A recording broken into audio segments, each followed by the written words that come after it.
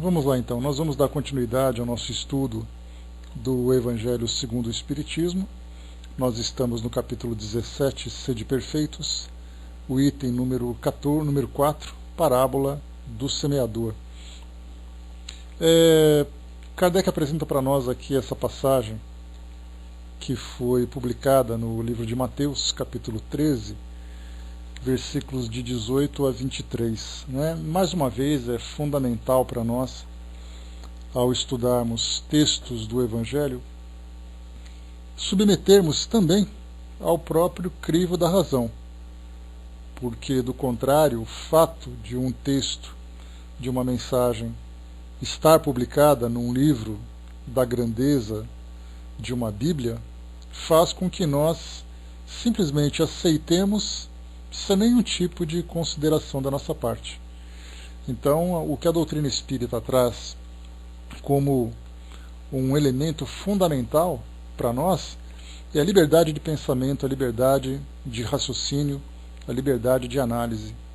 Então, mesmo um texto publicado num livro como a Bíblia, ele deve ser analisado para saber se existe coerência, para saber se ele é uma mensagem, se traz uma mensagem funcional para cada um de nós, Barbudinho, Brás, beijão. Se por acaso aquilo vai ao encontro da nossa realidade. Então é fundamental, porque existe um medo muito grande de contrariar aquilo que vem como um título, como selo de uma palavra de Deus. Então, ao estudarmos um livro, é muito comum, eu comento isso com vocês porque assim que eu fiz a leitura, assim que eu iniciei aqui o nosso estudo, eu falei para vocês da referência desse texto. O livro de Mateus, capítulo 13, ou seja, de imediato dá aquela ideia, bom, o que está vindo para nós aí é um texto que traz uma verdade absoluta. Só que, muitas vezes, se nós fizermos um estudo geral daquilo que é apresentado na Bíblia, desde o livro A Gênese até lá no final, no Apocalipse, nós temos ali várias passagens que são incoerentes com a nossa realidade. Passagens que precisam ser analisadas, precisam ser reinterpretadas, questionadas, porque elas não vão ao encontro da lógica que nós estamos acostumados nos tempos atuais.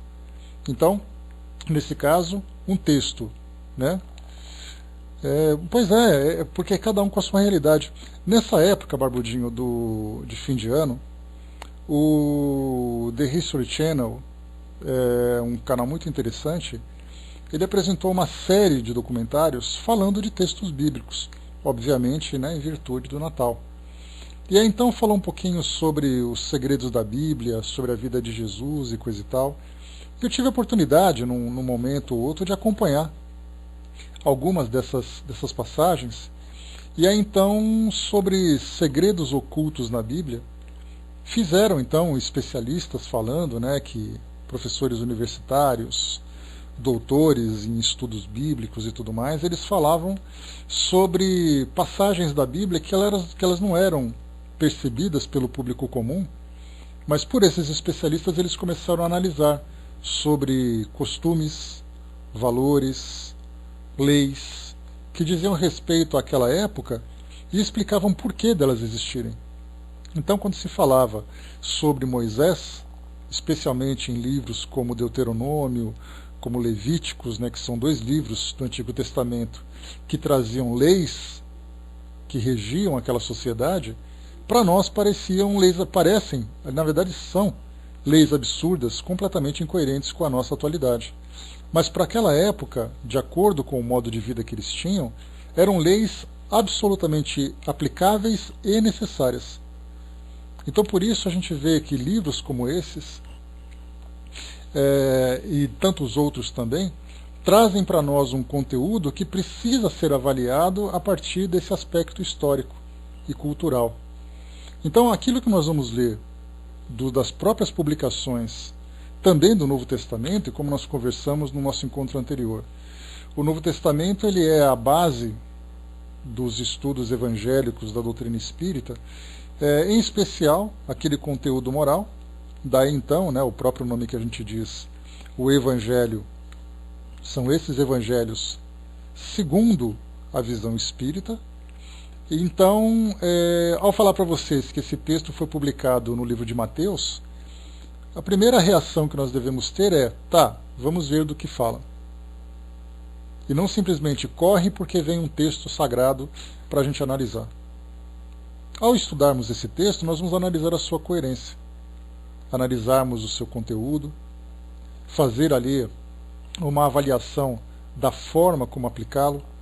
Isso é o resultado do desenvolvimento da nossa fé raciocinada.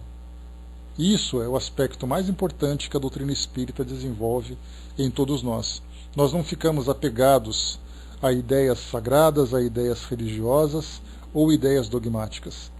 Tudo para nós, daquilo que é falado, atribuído a Jesus, daquilo que Kardec publicou, ou qualquer outra pessoa, todos os textos podem e devem ser analisados de acordo com o nosso entendimento, sem nenhum tipo de preocupação ou preconceito ou temor.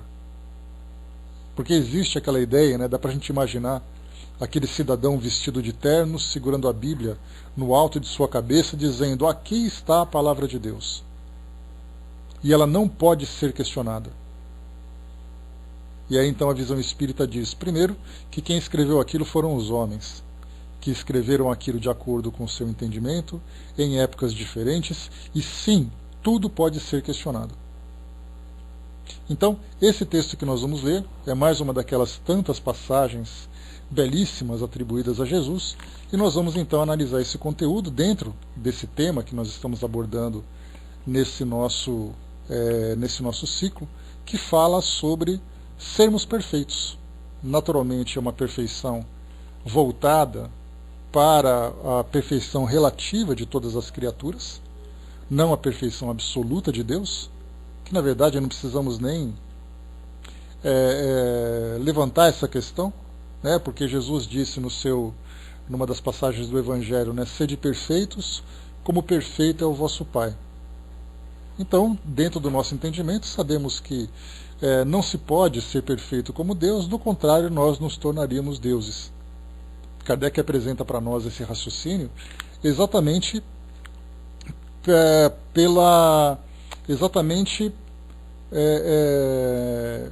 para que entendamos a perfectibilidade de Deus, a sua grandeza, ou seja, a sua onipotência, a sua onipresença e a sua onisciência.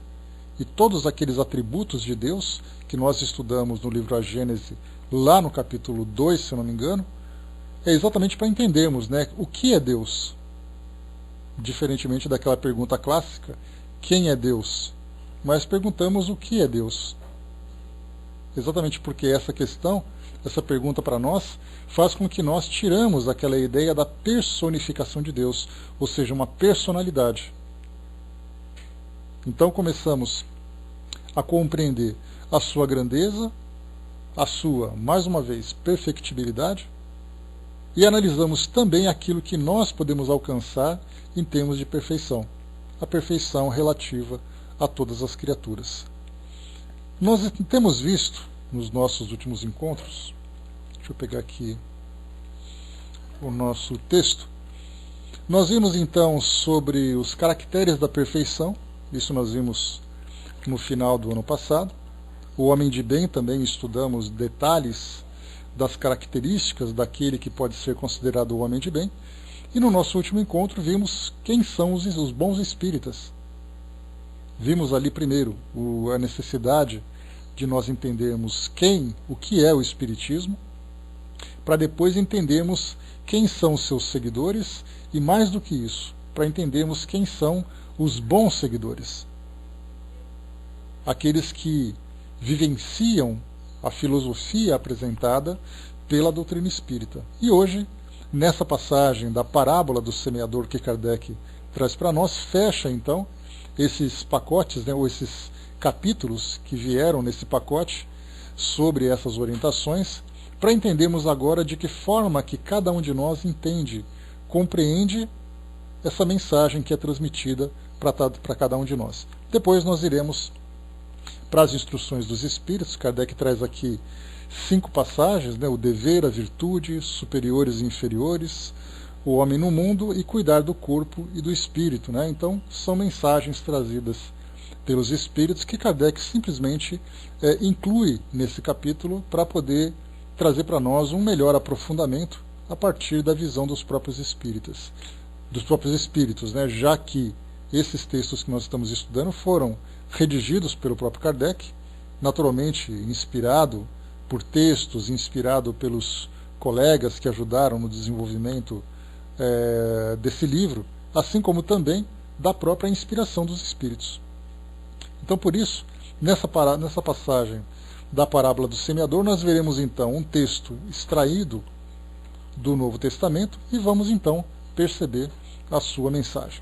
Vamos lá então. Então, mais uma vez, um texto saído do livro de Mateus, são dois textos na verdade, do capítulo 13, de 1 a 9, e depois de 18 a 23. Então diz assim para nós os textos. Naquele dia, saindo Jesus de casa, assentou-se à borda do mar, e vieram para ele muita gente, de tal sorte que, entrando em uma barca, se assentou, ficando toda a gente de pé na ribeira.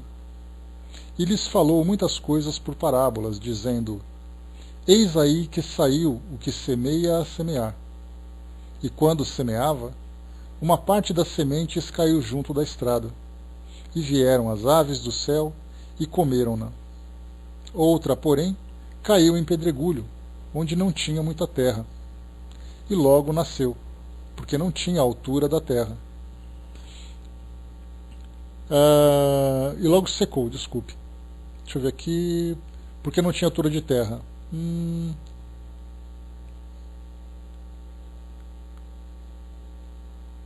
Tá, então aqui, ó. E logo nasceu, porque não tinha altura de terra, mas saindo o sol se queimou, e porque não tinha raiz, se secou. Outra igualmente caiu sobre os espinhos, e crescendo os espinhos a afogaram.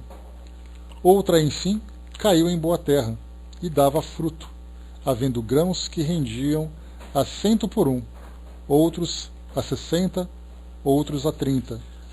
O que tem ouvidos de ouvir, ouça. Depois ele traz mais uma passagem e continua. Ouvi, pois, vós outros, a parábola do semeador.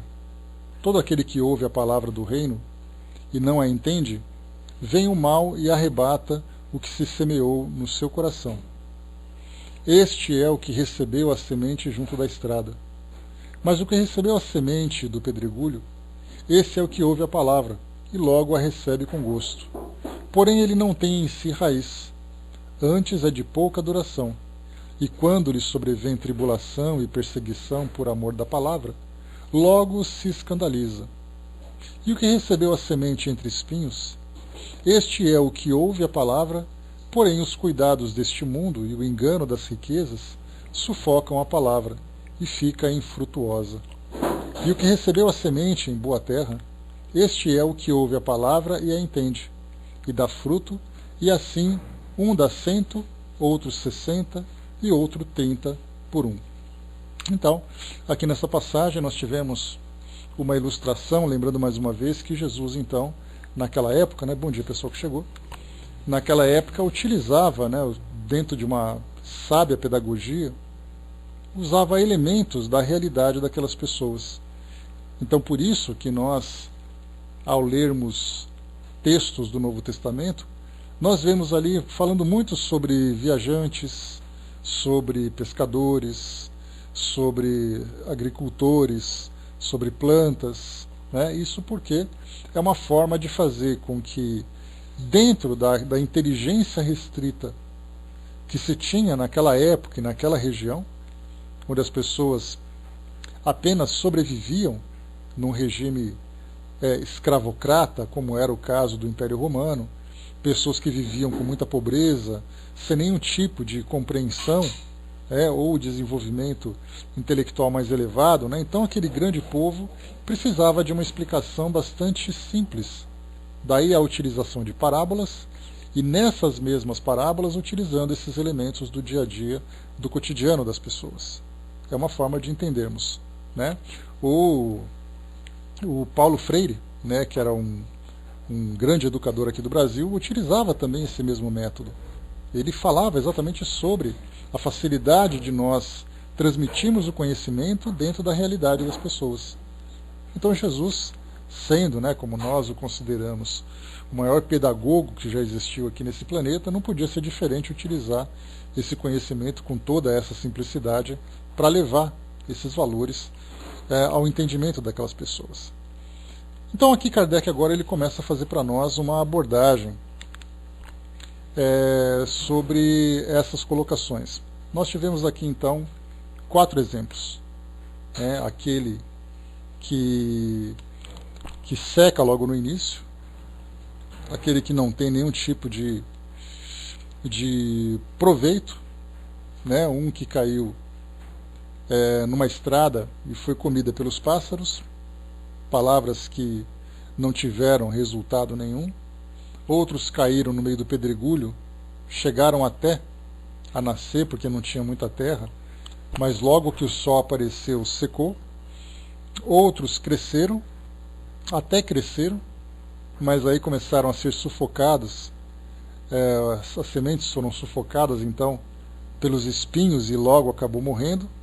E finalmente aquele que encontrou uma terra fértil e conseguiu estabelecer raízes profundas, se desenvolveu e trouxe frutos.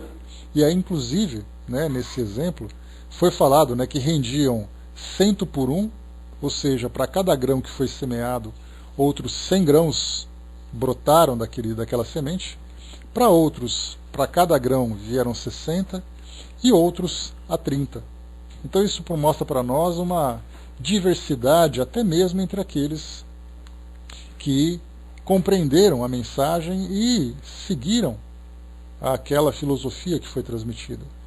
Porque mostra que o conhecimento e a vivência de uma determinada crença varia de pessoa para pessoa, pelo seu conhecimento, pelo seu próprio histórico, dentro dessa vivência religiosa, dentro do seu histórico como espírito, vivendo as tantas experiências que já viveu nas encarnações anteriores. Então, para nós, a gente poderia falar sobre esse ensinamento estritamente dentro da doutrina espírita, que é o que Kardec vai falar para nós.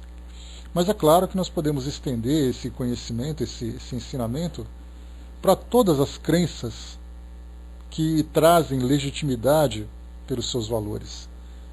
Qualquer pessoa que opta por seguir uma determinada religião, primeiro ela tem um motivo, o que a leva àquela religião. É uma necessidade, é uma herança familiar, a educação que recebeu. Então cada um vai seguindo. Só que nós sabemos que o fato de estar presente fisicamente não significa estar presente intelectualmente, compreendendo aquilo que é transmitido.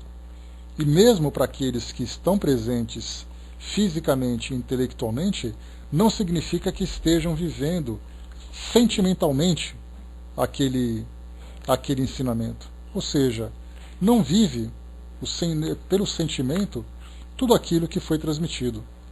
Vive de um modo superficial. Então, todas as crenças apresentam seguidores, adeptos, fiéis, com essas mesmas características daquilo que Jesus apresentou para nós nessa parábola.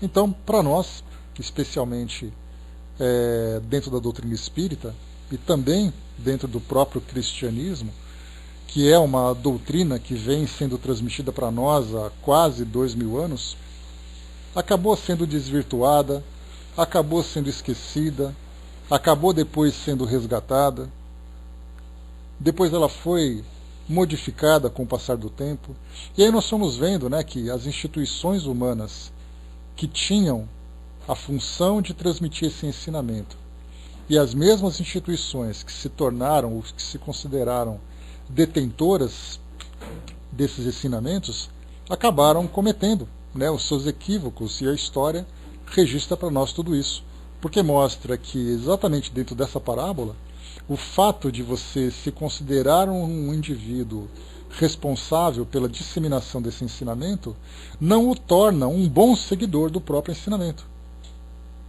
você faz uma propaganda daquilo que vem, você tenta envolver as pessoas na sua, na sua forma de entender esses ensinamentos, mas não significa que você esteja vivendo. Até porque também, por mais claro e simples que tenham sido essas mensagens, elas acabaram não sendo bem compreendidas. Daí todos os equívocos, as atrocidades, as guerras que foram praticadas, porque elas foram travadas e foram praticadas em nome da religião, mas não foram, não refletiam os ensinamentos que foram transmitidos, a sua base filosófica. Então nós percebemos ali a diferença que é você vivenciar aquilo tudo, ter raízes profundas, e você simplesmente fazer parte de uma instituição que tem aquela filosofia como base. Que aí mostra que nesse caso nós temos aqueles que até chegam a florescer, mas acabam sendo sufocados, como foi dito aqui pelo próprio, no próprio texto, dizendo para nós então que acabou sendo, está aqui para nós, ó, deixa eu pegar rapidamente aqui.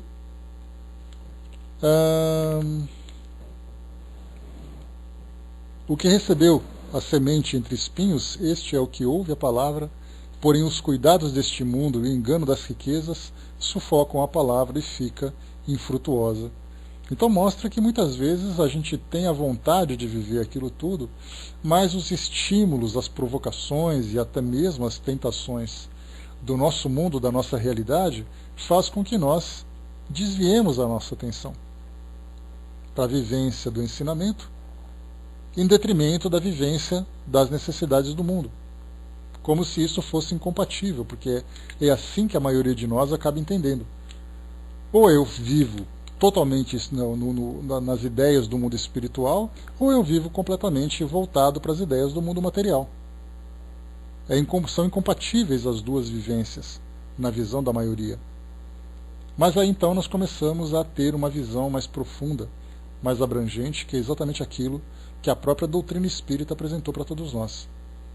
Lembrando sempre que nós não estamos desenvolvendo uma ideia ou apresentando uma ideia de que fora da doutrina espírita não há salvação. Somente ela é capaz de trazer o esclarecimento para nós. Ela tem uma didática que nos ajuda nesse entendimento, mas nós temos as inteligências espalhadas pelo mundo todo que a compreendem com toda a naturalidade. A única diferença para nós é a didática com que ela é apresentada, que facilita para nós, que somos aprendizes, que estamos nesse processo de desenvolvimento, a entendê-la de uma forma mais concreta, dentro daquilo que de fato é apresentado. O Arnaldo colocou, né, o bem que quero não faço, mas o mal que não quero continuo a fazer. Essa é a consciência de Paulo da dificuldade de vivenciar. Seria a produção de 30% ou 60%?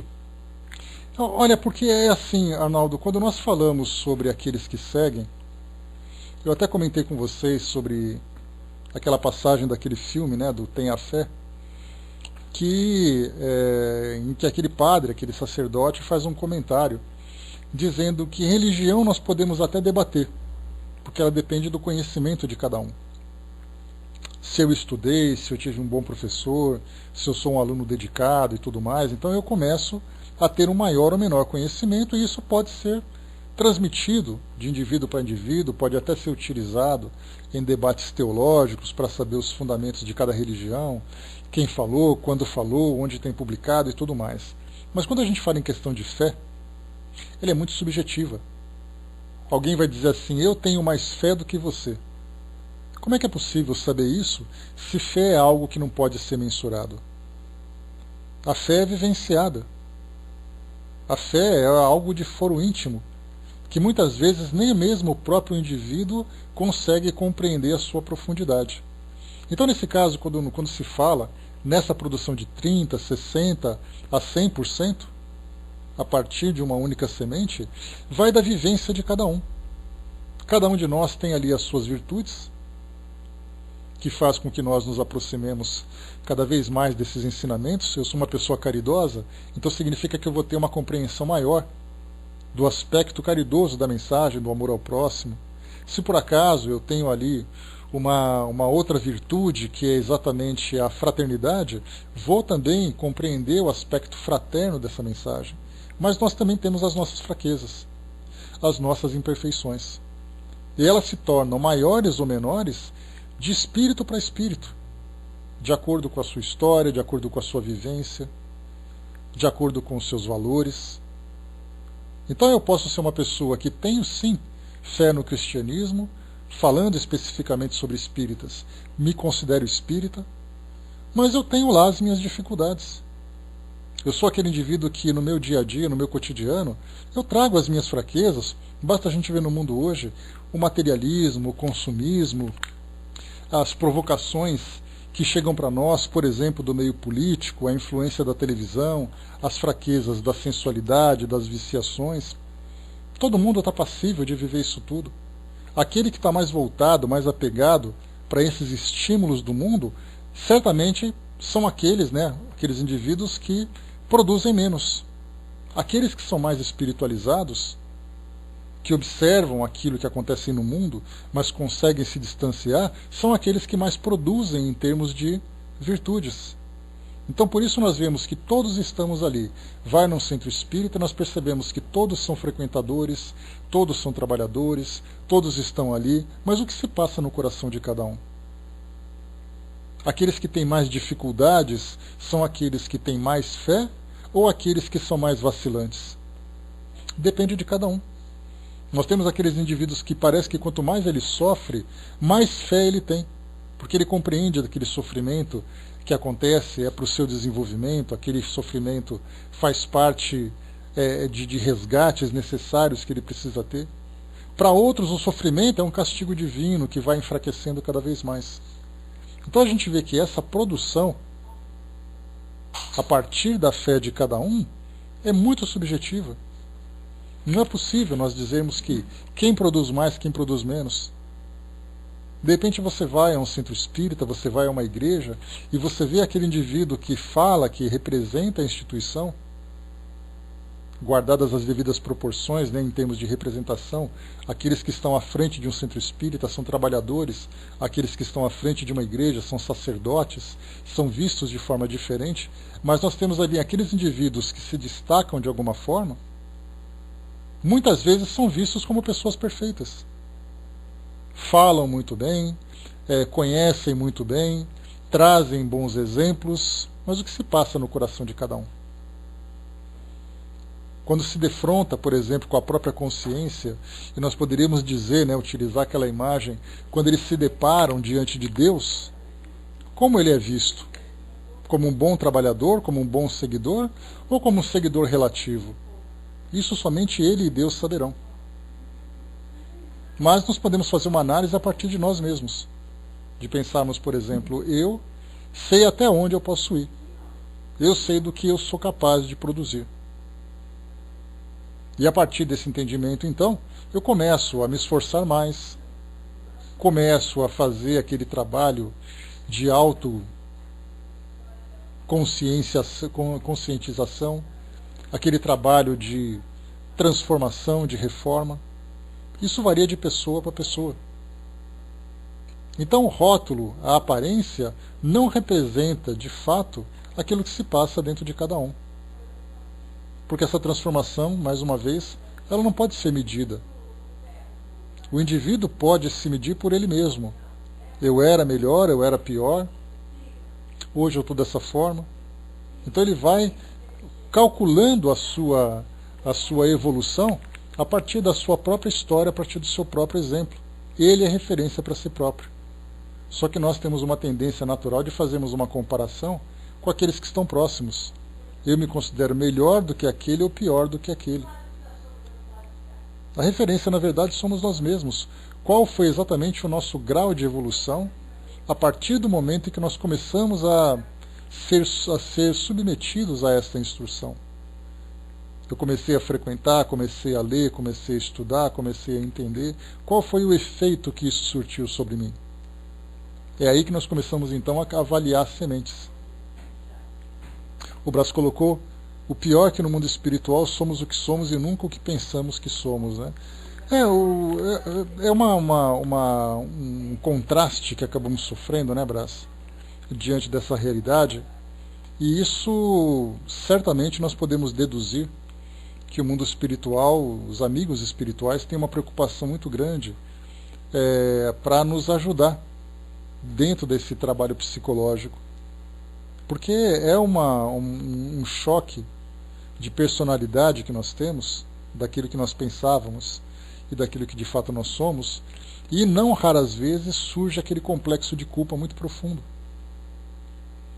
Nos sentimos culpados, nos sentimos fracassados, nos sentimos mais frágeis, e aí então há a necessidade daquele trabalho de resgate, de elevação, para continuarmos a nossa caminhada, porque do contrário nós cairemos naquela prostração, amarrados pela culpa. E motivos não faltam. Então, não somente vem a culpa, como nesse primeiro contato, mas vem também o desenvolvimento daquele sentimento de auto-perdão. Porque nós fazemos um trabalho muito grande, e nós vemos isso nos textos que chegam para nós, nos estudos que nós realizamos, a respeito do perdão. O grande detalhe que nós temos é que, muito mais do que o perdão, muito mais difícil do que o exercício do perdão, é o exercício do auto-perdão. Perdoar a si mesmo. E se nós não tivermos capacidade de nos libertarmos dessas amarras que nós mesmos criamos, nós dificilmente conseguiremos dar um passo à frente. Então estabelecemos ali a nossa meta e começamos a fazer esse trabalho a partir dessa liberdade que nós mesmos conseguimos alcançar. Então vamos aqui agora, bom dia Dudu, bom dia Regina. Então vamos ver aqui o que nós temos das orientações de Kardec. Ele diz assim para nós, né? A parábola da semente representa perfeitamente as diversas maneiras pelas quais podemos aproveitar os ensinamentos do Evangelho. Quantas pessoas há, na verdade, para as quais eles não passam de letra morta, que à medida da semente, a semelhança das sementes caídas nas pedras, não produzem nenhum fruto. Então começamos ali desse exemplo que foi trazido nessa parábola, aquilo que nós conversamos, por exemplo, né, sobre aqueles que chegam na doutrina espírita. Se interessam pela doutrina, nós sabemos que, assim como outras religiões, para aqueles que são seus seguidores, vivenciarmos a nossa fé é algo absolutamente apaixonante. Aquele que tem convicto das suas crenças, aquele que gosta das instruções, das imagens que são passadas e tudo mais, é algo realmente apaixonante. E não é à toa que as religiões são motivos de muitos conflitos no nosso mundo hoje. As pessoas têm muito pouca paciência para poder conversar sobre isso, porque cada uma julga que a sua é melhor. É ficar discutindo, né, qual namorada é mais bonita, qual filho é mais perfeito, porque nós falamos das emoções.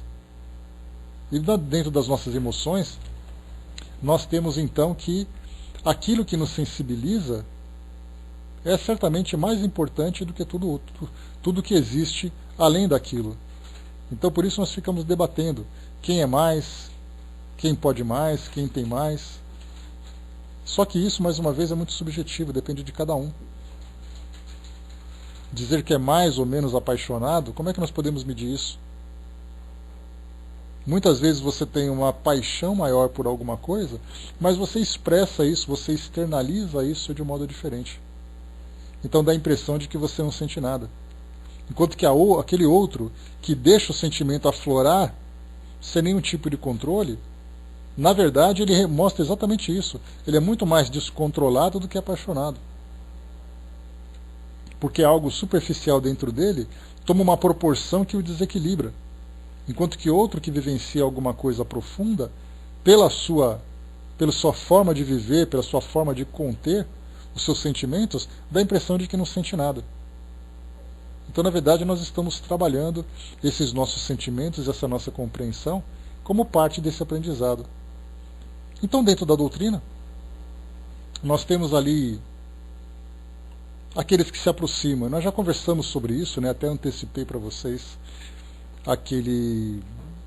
aquela situação em que muitos de nós, né, cada um de nós, acabou se aproximando por um motivo específico. E poderíamos dizer assim: o que trouxe você para a doutrina espírita?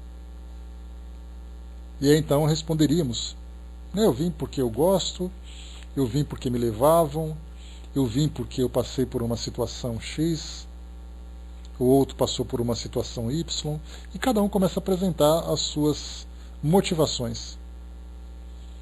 Outros que chegaram à doutrina espírita, outros que saíram da doutrina espírita em busca de uma nova experiência dentro do campo da fé. E esse amor e esse pela dor, né, Sil, são dois sentimentos extremamente poderosos, né, que nos tiram da inércia. O amor, quando ele é bem vivido, ele tem uma potência que nos leva para todas as direções. E a dor, mesmo arrastando, nos faz também sair dessa inércia em busca de uma solução. E aí então nós nos aproximamos da doutrina. E aí vocês se lembram quando nós conversamos, né, olá fraterna, quando nós conversamos sobre a visão que cada um de nós tem da doutrina espírita, nós temos então aqueles que veem apenas um pedaço muito pequeno. Outros veem um mesmo pedaço, mas com as mesmas características, mas um pedaço um pouco maior. Outros conseguem juntar alguns pedaços. Outros conseguem ter uma visão maior. E raríssimos são aqueles que conseguem ver na doutrina espírita tudo aquilo que ela de fato representa. Então, conforme nós vamos nos aproximando por essas nossas necessidades, chegamos até ela em busca de ajuda. Aí então vamos a um centro espírita, começamos a ouvir uma palestra, a ler um livro, as sementes estão sendo lançadas. A palavra que o indivíduo ouve a respeito de um tema, numa conversa, dentro de um atendimento, umas páginas que são lidas, mensagens e tudo mais, cada informação que chega até ele é uma semente que foi lançada. E essa semente, então, ela pode cair numa estrada e não trazer efeito nenhum. Quantos são aqueles, né, que passam por dificuldades, aí então dentro de casa ou do vizinho, fala assim: olha, vamos lá no centro, tomar um passe, vamos lá ouvir uma palestra que vai te fazer bem. Aí de tanto insistir, o indivíduo vai lá: tá bom, vai. Aí então começamos a frequentar o centro. Começamos a não frequentar, não. Chegamos até o centro, o indivíduo senta, ouve aquela palestra, dá aquela coçadinha na orelha. A partir dos 30 minutos ele já começa a ficar impaciente, porque dentro dele mesmo ele fica se perguntando: meu Deus, é só isso? É isso que quer resolver? Isso aí não vai resolver meu problema. Não é isso que eu quero, não tenho paciência, eu não acredito nessas coisas que estão sendo faladas. Aí depois que acaba a palestra ele levanta, agradece pela educação aquele que o convidou e vai embora. Ou seja, aqueles pássaros passaram pela estrada, comeram aquelas sementes e elas não fizeram efeito nenhum. Claro que nós falamos de um modo genérico. Não existe nenhuma mensagem que deixa de ser aproveitada de alguma forma. Mesmo que naquele momento ele não tenha a compreensão, a essência foi absorvida. E no seu devido tempo, no seu devido momento, ela vai aflorar. Mas naquele momento os pássaros então comeram aquela semente. Outros então chegam com uma certa dificuldade, ou com um certo interesse, se aproxima então do centro espírita, vai uma vez, vai depois a segunda vez, olá professor, vai a segunda vez, vai a terceira vez, começa então a gostar um pouco daquilo, mas é aquele gostar um pouco reticente, vai quando pode, vai sem tanto sacrifício, vai sem tanto compromisso. É aquela raiz que começa a brotar, porque o indivíduo gosta da mensagem que foi passada, mas são, como veio no meio do pedregulho, são aquelas raízes superficiais. E no momento em que surge uma turbulência, ou que surge algo de maior interesse, ele simplesmente se desvincula e a coisa morre. Quantos de nós já vivemos ou já conhecemos isso? A Gerine colocou lá em cima, né? Cheguei pela dor, bendita dor que me ajudou a enxergar melhor. Muitas vezes a dor não passa, mas a visão melhora, né? Isso é muito bom. A Andréa colocou, né? Eu por vezes ouve uma palestra que ele toca no fundo dos seus defeitos, chama a responsabilidade da mudança e aí não volta mais. É aquela mesma coisa. O fato de ter despertado, começaram a sair aqueles primeiros filamentos de raiz, aqueles pequenos braços, igual aquele feijãozinho da experiência do feijão e algodão que a gente faz na escola. Começa a abrir a folha, começa a brotar, e aí então... Mas acontecem com muitos, Andréa, né? Não é com X, com Y. E muitas vezes também, a gente lembra sempre que há duas formas de desinteresse. Né? Deixa eu só ver o braço rapidinho aqui. Em um centro que eu frequentava tinha um pregador tão monótono que dava sono de tanta apatia. Então, já ia até aproveitar e já tocar nesse assunto também. Existem duas formas de nós nos desinteressarmos por uma filosofia. Não vamos falar de religião não, porque a gente já está numa condição de entender que a religião é aquilo que pertence aos homens. A filosofia transmitida por ela é aquilo que vem do alto. Então não importa o rótulo que tem essa religião, o que vale é a filosofia que tem. E cada um então se adapta. Se você gosta de se ajoelhar em frente a um banco, você gosta de ler aquele livro com capa de couro, seja feliz. Mas não esqueça jamais que aquilo é apenas o exterior. O interior é aquilo que nós absorvemos daquele lugar. Né? Então não importa onde nós vamos. Não importa se você usa roupa branca, se você frequenta lá uma mesquita, não importa nada disso. Isso não vai fazer você melhor ou pior. O que vai fazer você melhor ou pior é a semente que vem sendo brotada. Então, duas formas que nós podemos colocar de desinteresse. Primeiro, porque você não gosta dessa filosofia, ou não gosta das filosofias. Você diz assim, eu não gosto desse papo, isso não me interessa, porque a minha preocupação é com a minha realidade hoje, e ficar conversando sobre coisas do além, sobre coisas bonitinhas, isso não vai resolver meu problema. Então eu me desinteresso porque a minha visão é muito mais pragmática, é muito mais prática dentro das minhas realidades. Eu preciso trabalhar, eu preciso enfrentar os problemas, e esse lenga-lenga que ficam falando não me interessa. Então ele acaba se desligando. E tem aquele que se desinteressa pelo fato da mensagem não ser passada do jeito que ele quer. Então eu posso dizer para vocês que todos nós fomos semeados durante a nossa vida. Né? Todos nós recebemos essas sementes. Nós passamos por várias experiências durante a nossa vida, e em várias delas sementes foram lançadas. Algumas secaram. Outras as aves comeram, outras floresceram, começaram a germinar e morreram, outras germinaram e foram sufocadas, e outras estão vivas dentro de nós até hoje. Então eu posso falar para vocês da minha experiência pessoal, que eu fui educado inicialmente dentro da Igreja Católica. Gostava, achava bonitinho, mas aquela semente que foi lançada acabou secando. E aí vão dizer assim, aquele jovem que começou a vir à igreja, que fez ali a sua primeira comunhão, ele acabou se perdendo. A visão que se tem é essa, né? Ele se perdeu porque ele não seguiu. Então, na verdade, assim, eu não saí pelo primeiro desinteresse, eu saí pelo segundo desinteresse, porque não era aquela forma, a mensagem naquele formato não me interessava. Aí depois eu comecei a frequentar a igreja metodista. E ali então a mesma coisa, a semente foi lançada. E aí então eu frequentava os cultos, participava das atividades, conversava com todo mundo, até chegava a hora em que eu olhava e falava, o que eu estou fazendo aqui? Porque não é isso que eu estou procurando. E aí mais uma vez aquela semente naquele formato, a semente, vamos dizer assim, daquela espécie, começou a germinar e acabou secando. Ou acabou sendo sufocada, até que chegou o momento em que eu conheci a doutrina. E aí novas sementes foram lançadas. Livros, conversas, tratamentos e coisa e tal, e de repente aquela aquela semente começou a germinar e percebi que as raízes começaram a se tornar cada vez mais profundas. E enquanto as raízes desciam com mais profundidade, as folhas começaram a subir. E aí percebi que os frutos que foram gerados, porque a impressão que a gente tem é assim, né, que quando uma árvore começa a florescer, o fruto serve inicialmente para os outros pegarem, né? Mas na verdade não, esses frutos que eu mesmo pude colher. De começar a perceber assim que sim, aquela semente encontrou o campo fértil para poder florescer.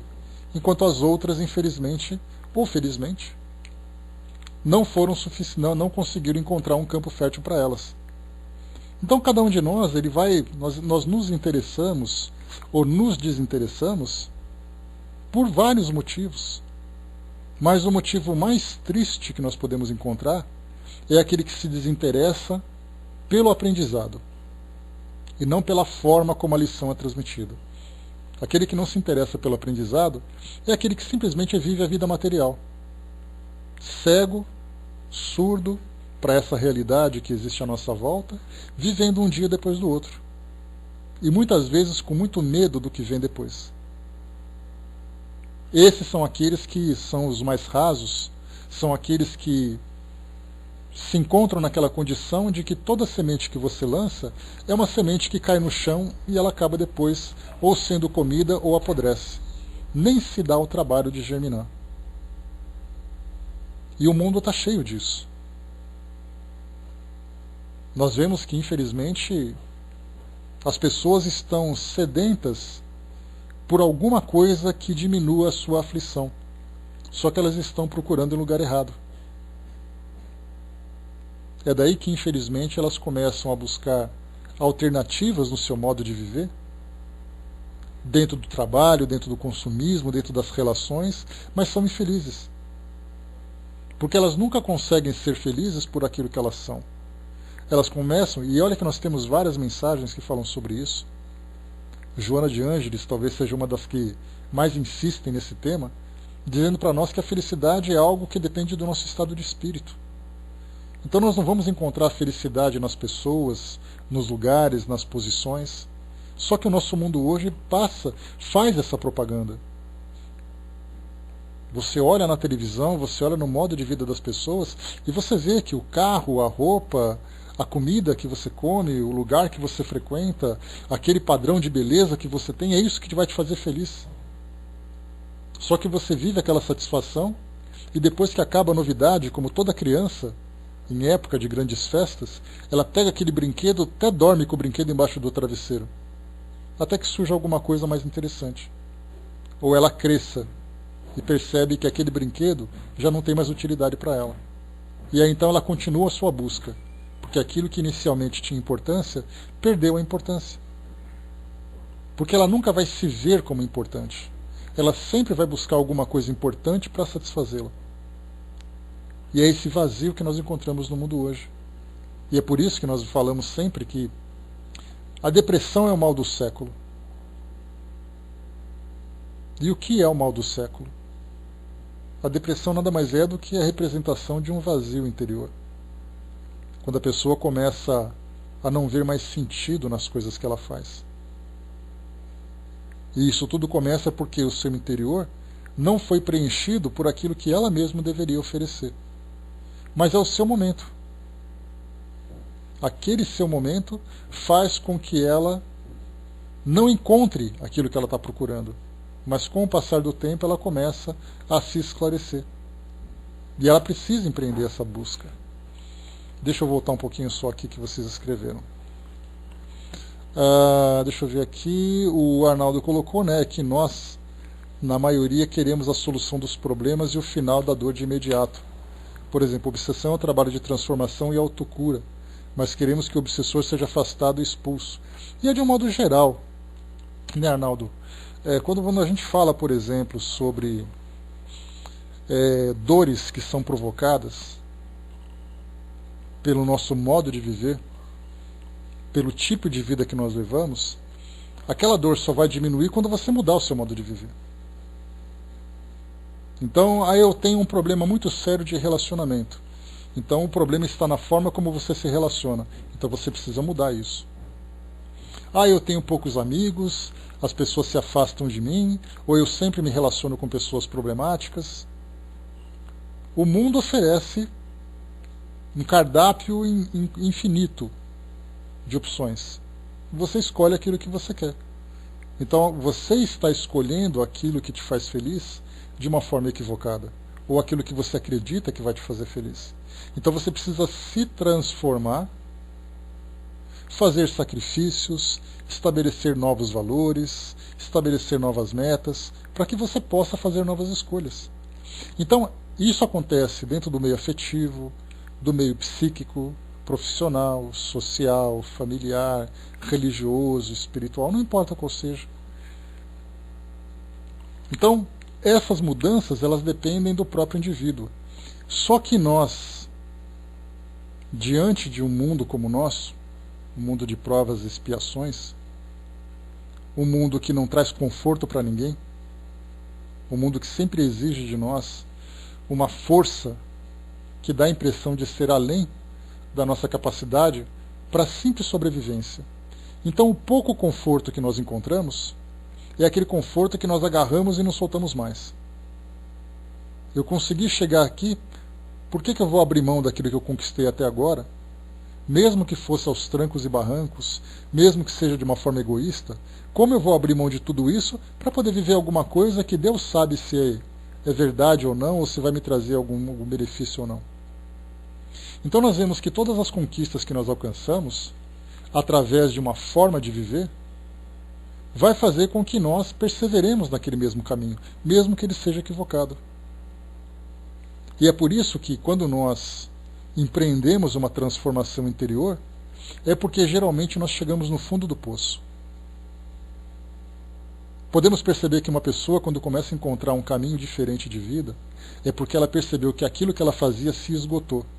Mas, infelizmente, nós, como somos ainda bastante infantis, bastante imaturos, nós não temos essa visão de perceber logo no início aquilo que é certo, aquilo que é errado. Nós temos que sentir a dor para saber se está bom ou se não está. Aquele indivíduo que vive mais ou menos, aquele indivíduo que tem ali o seu padrão de vida, que faz com que ele se sinta mais ou menos com a sua família, mais ou menos com o seu trabalho, coisa e tal. Aí ele fala assim, poxa, mas as coisas da minha vida não estão dando certo. Apesar de estar mais ou menos, eu queria uma vida melhor. Aí você fala para ele assim, vem cá então que eu vou te apresentar uma nova forma de viver. Ou para aqueles que têm uma linguagem diferente, vem cá que eu vou te mostrar como é viver em Cristo. Imagina alguém chegar para você e te falar isso. Você dá aquela levantada na sobrancelha e fala, ai meu Deus do céu.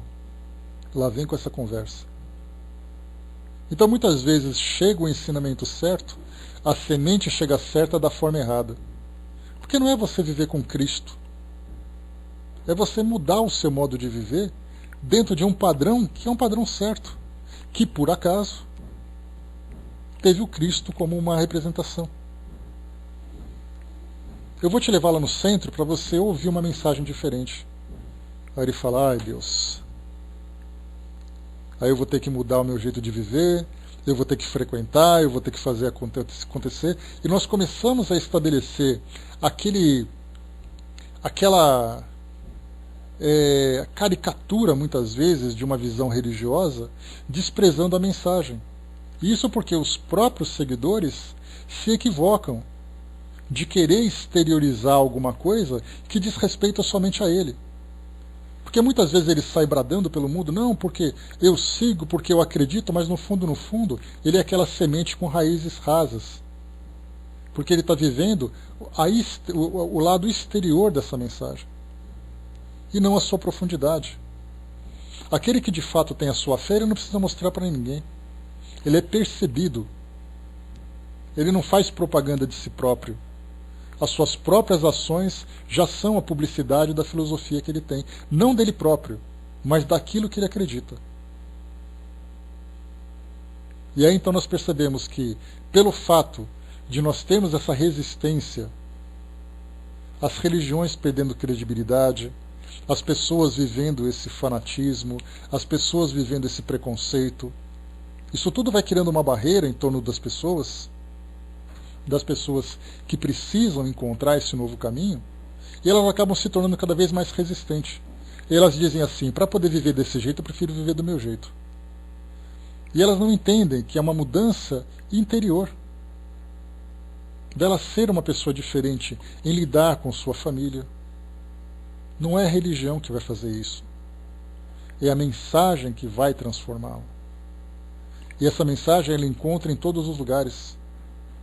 É só que essa mensagem fica mais clara, mais condensada dentro dessas escolas. Mas muitas vezes o indivíduo não quer frequentar a escola. Significa que ele não pode ser um autodidata? Mudar por vontade própria? Sim. E isso não vai fazer dele nem melhor nem pior do que os outros. Ele simplesmente vai escolher o seu modo de vida. O seu modo de viver essa experiência espiritual. Então nós vemos essa realidade no mundo hoje. As pessoas desejando encontrar alguma coisa que traga para elas essa satisfação, essa paz interior, mas elas não sabem onde encontrar.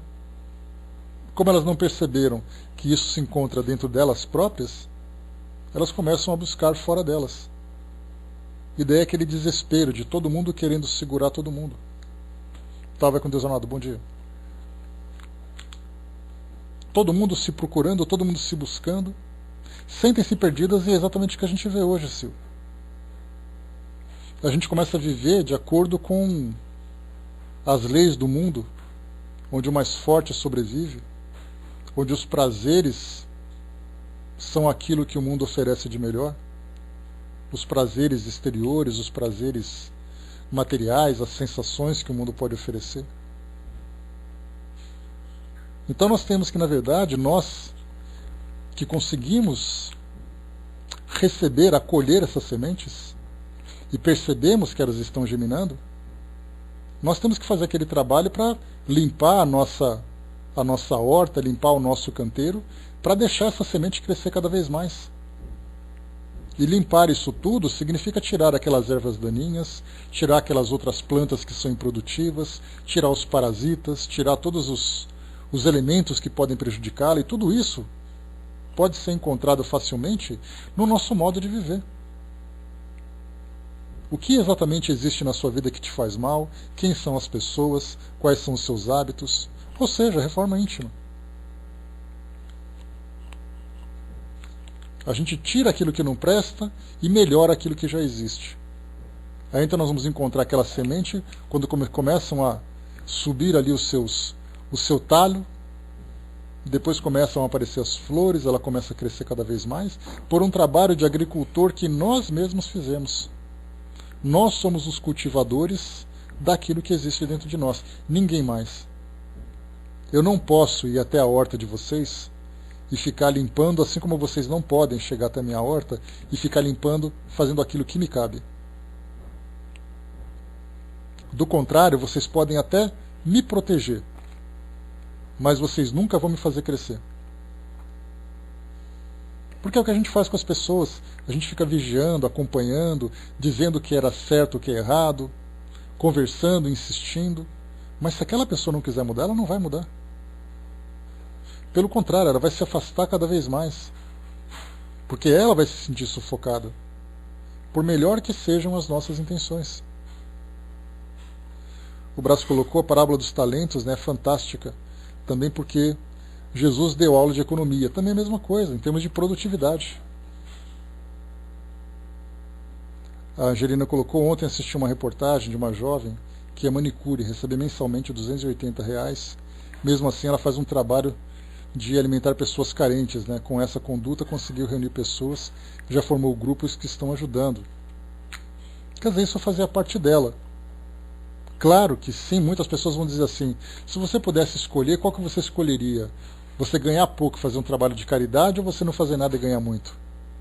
É só fazer uma pergunta para o mundo hoje. Principalmente nessa época de grandes prêmios de loteria,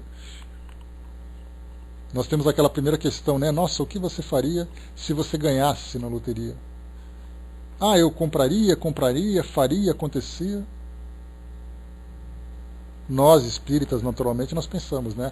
Não, eu vou fazer caridade, coisa e tal. E aí, como eu falei para vocês, né, a gente vai fazer caridade até o dinheiro cair na conta. Quando o dinheiro cair na conta, a gente começa a olhar, fazer cálculos, qual vai ser o tamanho da caridade, se vai sobrar para fazer caridade, coisa e tal. Porque é para nós uma provocação muito grande, principalmente numa condição que nós vivemos hoje. Nos Estados Unidos, por exemplo, ontem foi sorteada uma loteria que eles têm lá, o prêmio da loteria é de 6 bilhões de reais. Um prêmio de loteria. Faz ideia do que é ganhar isso? E aí nós entramos aonde? Na parábola do óbolo da viúva, que é muito fácil você fazer caridade com o que te sobra e fazer caridade com o que te falta. Nesse caso, nesse exemplo que a Angelina colocou, temos uma jovem que, mesmo tendo ali uma vida financeiramente limitada, pelo pouco reconhecimento que ela tem, ainda assim ela é capaz de se doar, que é o mais importante. Mas quando nós ganhamos um valor, um grande salário, um grande prêmio, nós doamos aquilo que sobra. Nós tiramos aquilo que vai nos dar segurança, o que sobrar a gente vai fazendo. Então, para a gente poder fazer exatamente uma medição das virtudes que existem dentro de nós, elas só podem ser percebidas nos momentos mais extremos. Quando a gente diz assim, eu amo a humanidade, existe um amor enorme dentro de mim. Até você encontrar uma mensagem que fala mal da Dilma e você dá uma curtida. Cadê aquele amor todo que você tinha? Não é assim que acontece? Ah, eu perdoo. Até alguém pisar no teu calo.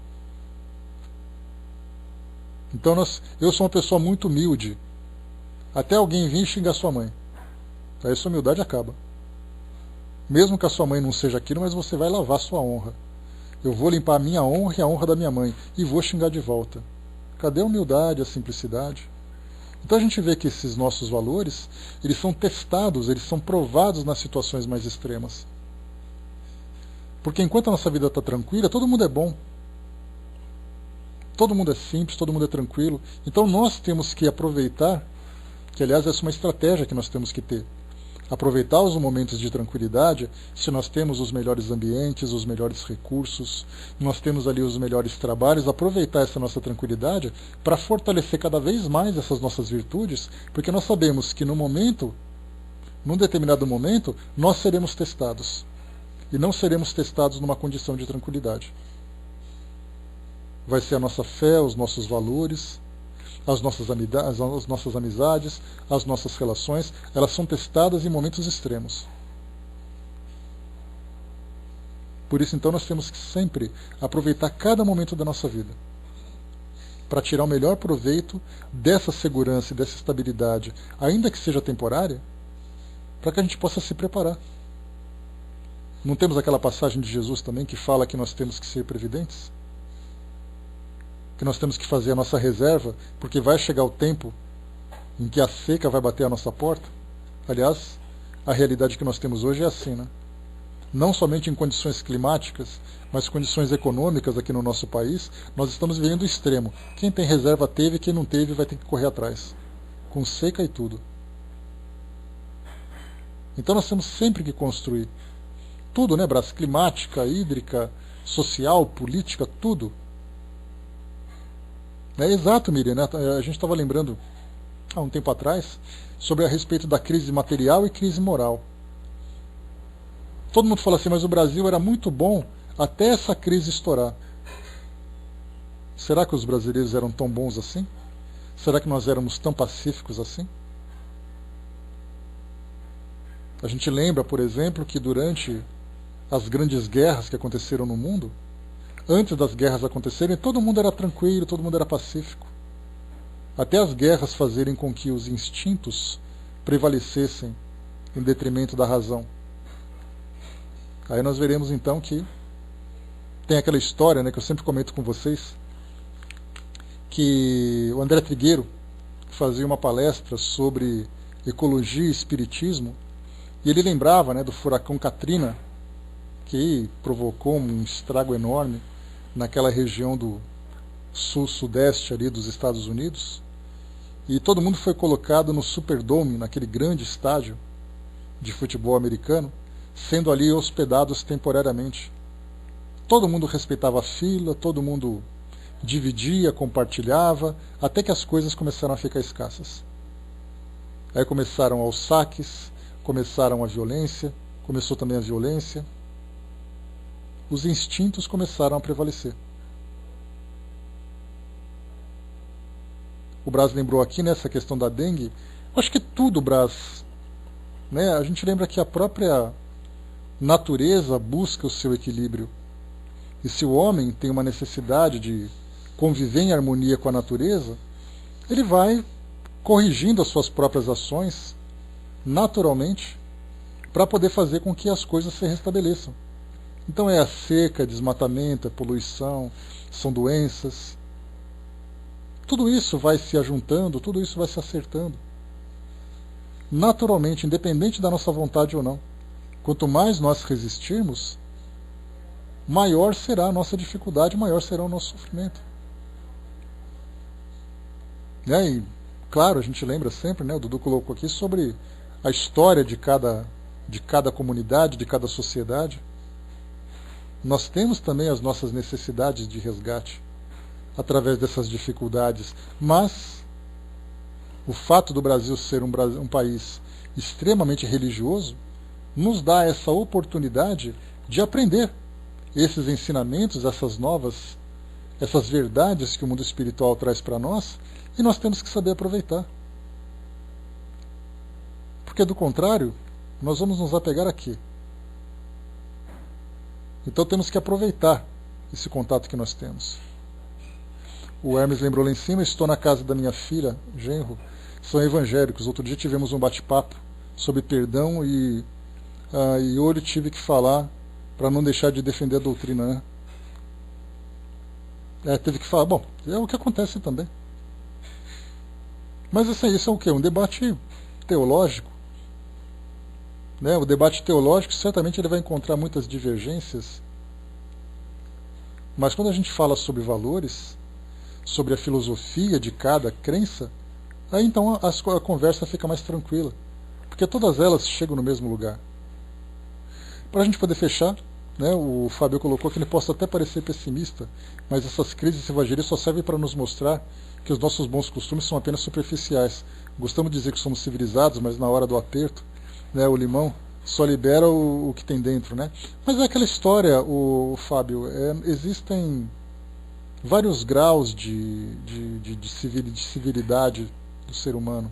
E nós podemos dizer assim que é a mesma coisa, vários níveis de espiritualização. O fato de estarmos no mundo de provas e expiações mostra a nossa característica.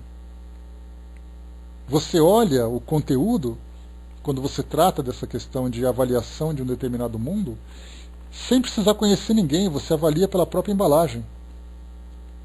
Falar de um mundo de provas e expiações, nós vamos esperar o quê? Se fosse um mundo civilizado, espiritualizado, não seria um mundo assim. Então nós estamos aqui exatamente assim. Agora, se você quer saber algo pior, imagina o que é um mundo primitivo, que é aquela etapa anterior a esse mundo que nós estamos vivendo hoje. Fala assim, olha, aquele planeta é um mundo primitivo, dá para você ter uma ideia do que é viver naquele lugar. Um lugar em que valores estão no seu estágio primitivo, em que os homens estão vivendo o seu instinto na sua expressão mais pura.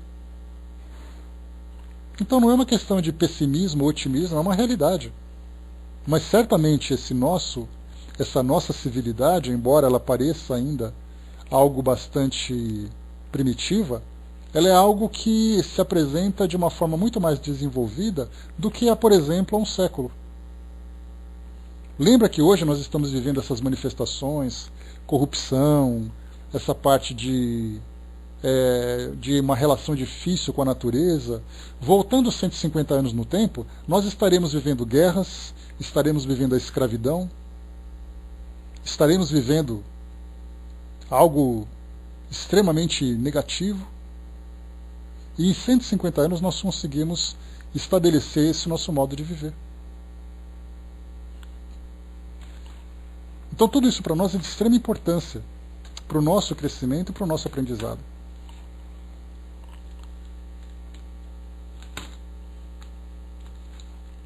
Só um instantinho aqui. Pronto, voltando. Vocês estão me ouvindo, né, pessoal? Beleza, tá. Bom, então é isso, pessoal. Nós temos então que, na verdade, né, apesar desse nosso pessimismo diante da realidade, esse otimismo que nós temos a respeito do que nós já conseguimos conquistar e do que nós temos ainda para conquistar, é algo que nos dá essa motivação de continuarmos cada vez mais motivados, otimistas, esperançosos daquilo que está por vir, porque nós sabemos que, embora talvez nós não consigamos colher os frutos imediatos dessa mudança, são frutos que estão sendo gerados. São frutos que estão se desenvolvendo, que no seu momento certo eles serão colhidos. É essa a esperança que a gente